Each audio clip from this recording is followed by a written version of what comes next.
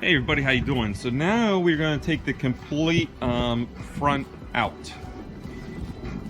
What you would have to do is to do the complete front is you have to watch my video on how to get the sway bar and the sway bar links disconnected. Actually, the link you don't have to take out if you're going to take everything out, but you have to get this sway bar out, which are 13s. And then you have to get under here. This is a 16, and there's one right here. Can you see it? I'll go underneath and I'll show you what it looks like. So this is one. This is one right here. And this is one right here. See the bolt? I cracked that a little bit. 16 and 16. And they're on both sides. Just follow your subframe over and you'll get two more. And the entire subframe will pull down.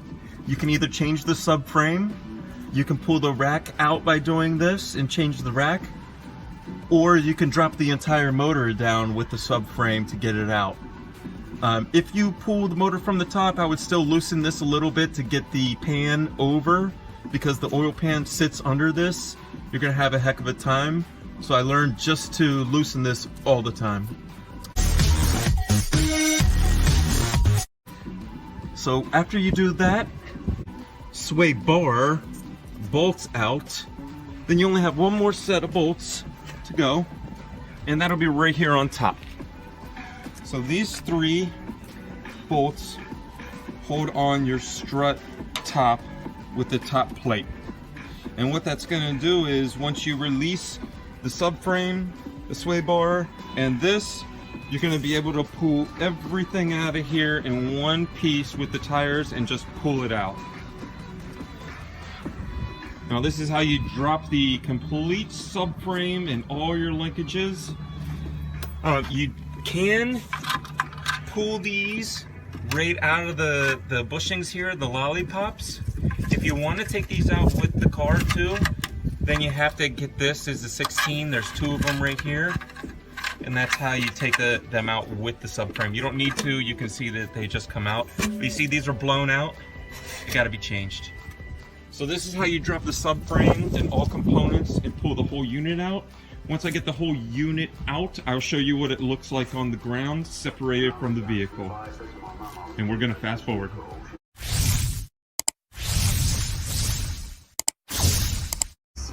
So once you get everything disconnected, I showed you guys how to disconnect the sway bar, how to disconnect the mount, 3 13s on the top to get the strut down, the 2 13s on each side to get this out, and then there's some 16s that hold this together. This will just come right out, and the whole unit will come out together. Mine is still attached. I can pick it up with another person and wheel this wherever I want in the backyard and tear it apart. Also, I did take it out with these bushings on because these bushings are like totally blown up. This one's on here pretty good, but you can see it's blown out. I guess BMW people call these lollipops because it looks round. But this is how you change your lollipop as well. You take these two 16s out, pull this out of your control arm, and then put this bushing back in as well. And this is the whole complete front suspension of a BMW E46 finally out. And all we're left with now is just the a block of steel. We got the E46 suspension out all together, and I'm going to show you what it looks like taken apart. This is all together. This is the subframe, the control arm bushing, they call this the lollipop. This is the sway bar link that we talked about taking out. This is the strut with the coil over the strut, so it's called a coil over and a coil over cap. And then you have on the other side here the sway bar and the sway bar bushing. We did a class on that. We did a class on the strut, and we're going to do a class on the brakes. So if you took your car apart, this is what your brake would look like, you know? So let's look at the other side because I already dismantled everything from the other side. So these are all the pieces when you take your front suspension apart. That way you can learn, and if you have to change something, you know what the piece looks like, and you know how to change it. So this is what the subframe looks like on the other side. There was a right here, this is a motor mount, and it's connected with a 16 right there in that hole, and it has another piece that comes out and goes through the motor, which this one is snapped in half with another 16 on the top. So there's a motor mount on the suspension, or on the subframe.